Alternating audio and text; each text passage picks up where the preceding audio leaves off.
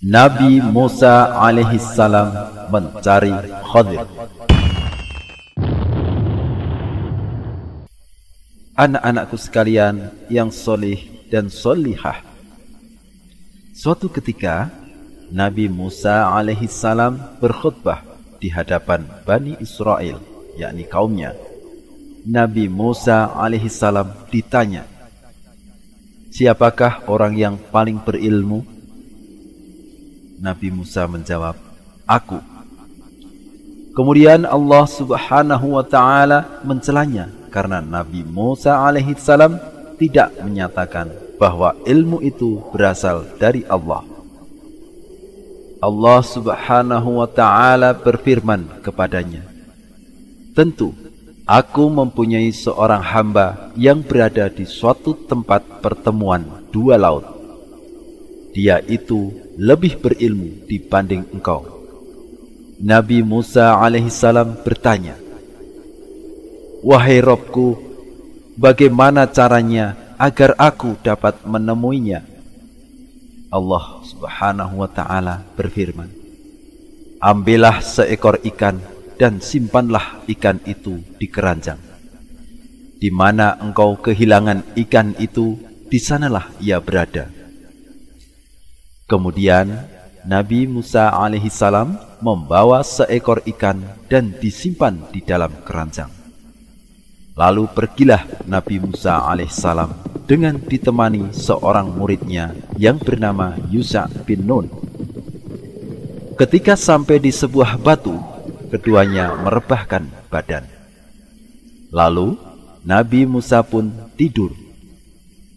Ikan yang mereka bawa bergerak-gerak keluar dari keranjang, kemudian jatuh ke laut. Lalu ikan itu melompat, mengambil jalannya ke laut. Allah subhanahu wa ta'ala menahan aliran air dari ikan tersebut, sehingga air itu seperti lengkungan. Kemudian keduanya melanjutkan perjalanan. Ketika esok harinya, Nabi Musa alaihissalam berkata kepada muridnya, bawalah makanan kita kemari. Sungguh, kita telah letih karena perjalanan ini. Dan Nabi Musa alaihissalam tidaklah merasa letih sampai melewati tempat yang diperintahkan Allah. Maka muridnya menjawab, tahukah engkau, waktu kita mencari tempat berlindung di batu tadi, maka sungguh aku lupa menceritakan tentang ikan kita, dan tidak ada yang melupakan aku untuk menceritakannya kecuali setan. Dan ikan itu mengambil jalannya ke laut dengan cara yang aneh sekali. Nabi Musa alaihissalam berkata, itulah tempat yang kita cari. Lalu keduanya kembali mengikuti jejak mereka semula. Mereka pergi sampai tiba ke tempat batu tadi. Di tempat batu itu, keduanya bertemu seseorang yang sedang membentangkan kain di atas batu itu. Nabi Musa alaihissalam memberi salam kepadanya.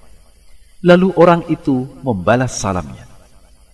Lantas orang itu berkata, bagaimana mungkin negerimu akan mendapat keselamatan sebelum penduduknya beriman kepada Allah? Nabi Musa alaihissalam berkata, aku Musa. Orang itu bertanya, Musa Bani Israel? Nabi Musa alaihissalam menjawab, ya. Bolehkah aku mengikutimu agar engkau mengajariku sebagian ilmu yang benar yang telah diajarkan kepadamu? Dia menjawab, wahai Musa, sesungguhnya aku mempunyai sebagian ilmu Allah yang diajarkan kepadaku yang engkau tidak tahu. Dan engkau mempunyai ilmu dari Allah yang diajarkan kepadamu yang aku tidak tahu. Nabi Musa alaihissalam bertanya, bolehkah aku mengikutimu? Orang itu menjawab, kamu sekali-kali tidak akan sanggup sabar bersamaku. Bagaimana kamu bisa sabar terhadap sesuatu yang kamu belum mempunyai pengetahuan yang cukup tentang hal itu?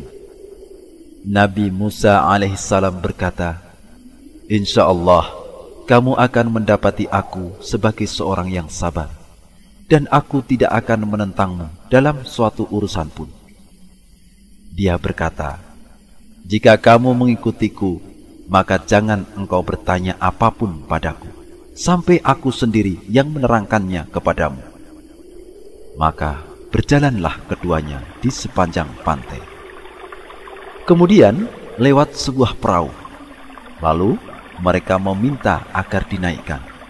Orang-orang perahu itu tahu bahwa dia adalah Khadir. Kemudian mereka mengangkutnya tanpa meminta upah.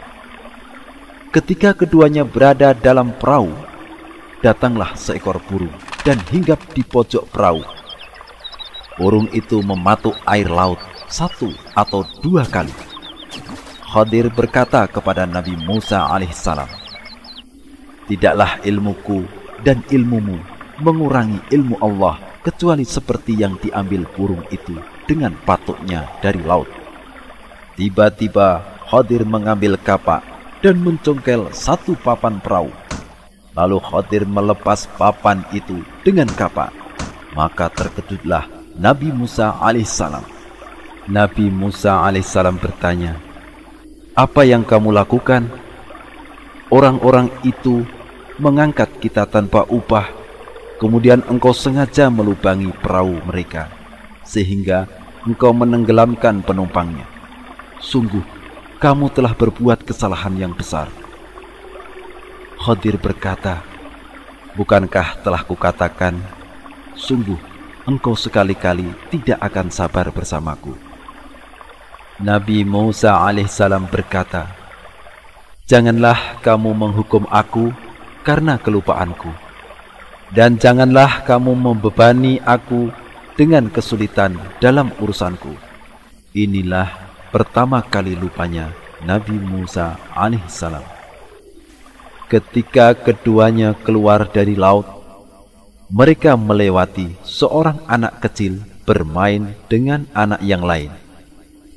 Tiba-tiba Khadir menarik kepalanya dan membunuh anak itu dengan tangannya. Musa alaihissalam berkata kepadanya, "Mengapa kamu bunuh jiwa yang bersih? Bukan karena dia membunuh orang lain? Sungguh, kamu telah melakukan perbuatan mungkar." Khadir pun berkata, "Bukankah sudah kukatakan padamu, sungguh kamu tidak akan dapat sabar bersamaku?" Musa alaihissalam berkata, "Jika aku bertanya kepadamu tentang sesuatu sesudah kali ini, maka janganlah kamu memperbolehkan aku menyertaimu. Sesungguhnya kamu sudah cukup memberikan uzur kepadaku." Maka keduanya berjalan hingga menjumpai penduduk sebuah negeri. Mereka minta dijamu, tetapi penduduk negeri itu tidak mau menjamu mereka. Di negeri itu, keduanya mendapati sebuah dinding rumah yang hampir roboh. Maka Khadir menegakkan dinding itu. Musa alaihissalam berkata, "Suatu kaum yang kita datang kepada mereka dan tidak mau memberi makan dan tidak mau menerima tamu. Kemudian kamu membenarkan dinding mereka. Jika kamu mau, niscaya kamu bisa mengambil upah untuk itu." Khadir berkata, "Inilah waktu atau sebab perpisahan antara aku dengan kamu. Aku akan memberitahukan kepadamu tujuan perbuatan-perbuatan yang kamu tidak dapat sabar terhadapnya. Adapun bahtera itu adalah milik orang-orang miskin yang bekerja di laut. Tujuanku merusak bahtera itu karena di hadapan mereka ada seorang raja yang suka merampas setiap bahtera yang masih bagus. Adapun anak itu, kedua orang tuanya adalah orang-orang beriman. Kami khawatir anak itu akan mendorong kedua orang tuanya kepada kesesatan dan kekafiran. Dan aku ingin semoga Allah Ta'ala mengganti dengan anak lain yang lebih baik kesuciannya dibanding anak itu, dan lebih dalam kasih sayangnya kepada ibu bapaknya. Adapun dinding rumah, itu adalah milik dua anak yatim di kota itu. Di bawah dinding itu tersimpan harta benda bagi mereka berdua, sedangkan ayahnya adalah seorang yang saleh. Maka Rabb-Mu menghendaki agar mereka sampai dewasa dan mengeluarkan simpanannya itu sebagai rahmat dari Rabb-Mu, dan aku melakukannya tidaklah menurut kemauanku sendiri. Itulah tujuan perbuatan-perbuatanku yang kamu tidak dapat sabar terhadapnya.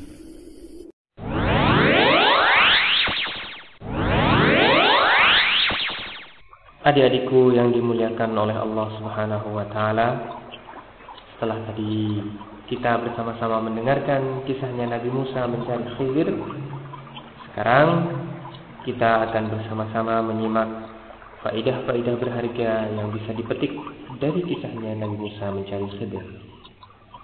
Faidah yang pertama yang bisa kita ambil dari kisahnya Nabi Musa mencari Khidir, tidak boleh mengaku bahwa diri kita yang paling berilmu, karena ilmu itu berasal dari Allah Subhanahu wa Ta'ala, sehingga Allah Subhanahu wa Ta'ala itulah yang paling berilmu. Kemudian kaidah yang kedua, kita wajib untuk menunaikan perintah-perintah Allah Subhanahu wa Ta'ala dan tidak merasa berat dengan apa yang Allah Subhanahu wa Ta'ala perintahkan kepada kita. Apapun yang Allah Subhanahu wa Ta'ala perintahkan kepada kita, maka kita wajib untuk menunaikannya. Kemudian kaidah yang ketiga, yakni disyariatkannya untuk kita mengajak teman yang baik ketika akan bepergian. Kita dianjurkan untuk mengajak seorang teman atau beberapa orang teman yang baik ketika kita akan bepergian atau akan safar.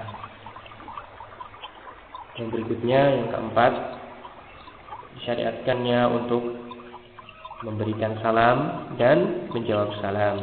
Assalamualaikum, maka kita jawab Waalaikumsalam warahmatullahi wabarakatuh, dan begitu seterusnya. Selanjutnya dari itu sekalian, faidah yang kelima yang bisa kita petik dari kisahnya Nabi Musa mencari Khidir, di situ kita diajarkan untuk bersabar ketika menuntut ilmu. Jadi di dalam menuntut ilmu itu dibutuhkan kesabaran, adik-adik sekalian. Yang kemudian kaidah yang keenam dari kisahnya Nabi Musa, kita tidak boleh untuk bersuudzon, yakni berprasangka buruk terhadap orang lain, tapi kita dianjurkan untuk husnudzon. Apa itu husnudzon, adik-adik? Betul sekali, husnudzon itu adalah berprasangka baik kepada orang lain. Berikutnya, faedah yang ketujuh, kita diajarkan untuk cinta kepada kebaikan, kepada ilmu, dan kepada pembawa ilmu. Yang kemudian, yang kedelapan, bahwa di atasnya orang yang berilmu, itu masih ada orang yang lebih berilmu. Dan di atasnya orang yang lebih berilmu, itu masih ada lagi orang yang lebih berilmu. Jadi kita tidak boleh menyombongkan dengan ilmu kita. Kita tidak boleh mengaku bahwa kita yang paling berilmu, karena di atasnya orang yang berilmu, itu masih ada orang yang lebih berilmu lagi. Seperti itu, adik-adik. Selanjutnya, faedah yang ke-9, manusia itu tidak ada yang sempurna, karena kesempurnaan itu hanyalah milik Allah Subhanahu wa Ta'ala. Berikutnya yang ke-10, di dalam kisahnya Nabi Musa mencari Khidir, di situ terdapat keutamaan ilmu, keutamaannya para nabi, dan keutamaannya pewaris para nabi. Siapa jadi pewaris para nabi? Pewaris para nabi adalah para ulama. Dan di situ pula ada keutamaan di dalam menuntut ilmu dan melakukan perjalanan panjang untuk menuntut ilmu. Jadi di situ banyak sekali faedah-faedah terkait dengan ilmu, yakni keutamaan ilmu, keutamaan para penuntut ilmu, dan keutamaan para nabi, keutamaan para pewaris nabi, yakni para ulama, dan keutamaan melakukan perjalanan panjang atau perjalanan jauh untuk menuntut ilmu. Jadi adik-adik tidak boleh patah semangat untuk menuntut ilmu, karena menuntut ilmu memiliki banyak sekali keutamaan adik-adik. Semoga Allah Subhanahu wa taala memudahkan kita semuanya untuk menuntut ilmu. Selanjutnya adik-adik sekalian yang kakak cintai, faedah yang ke-11 dari kisahnya Nabi Musa mencari Khidir. Hendaknya seorang penuntut ilmu itu memiliki adab yang baik terhadap gurunya. Seorang penuntut ilmu harus beradab, harus memiliki adab terhadap gurunya, sebagaimana yang diajarkan Nabi Musa. Berikutnya, faedah yang ke-12. Di sini ada kemuliaan akhlak tawadhu. Karena Nabi Musa yang lebih mulia daripada Khidir mau belajar kepada Khidir. Ini berarti Nabi Musa memiliki sifat tawadhu, dan sifat tawadhu memiliki kemuliaan. Berikutnya dari sekalian, faedah yang ke-13, kita dianjurkan untuk mudah di dalam memaafkan kekhilafan atau kelalaian saudaranya. Kita diajarkan untuk mudah memaafkan saudara-saudara kita, memaafkan keluarga kita, memaafkan teman-teman kita. Selanjutnya adik-adikku sekalian, faedah yang ke-14, dan ini faedah yang terakhir yang bisa kita petik dari kisahnya Nabi Musa, bahwa Allah Subhanahu wa taala akan menjaga hambanya yang soleh beserta keturunannya. Oleh karena itu, semoga Allah Subhanahu wa taala menjaga kita.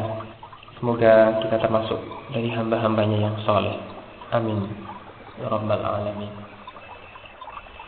Demikianlah adik-adikku sekalian beberapa faedah yang bisa kita ambil dari kisahnya Nabi Musa mencari Khidir.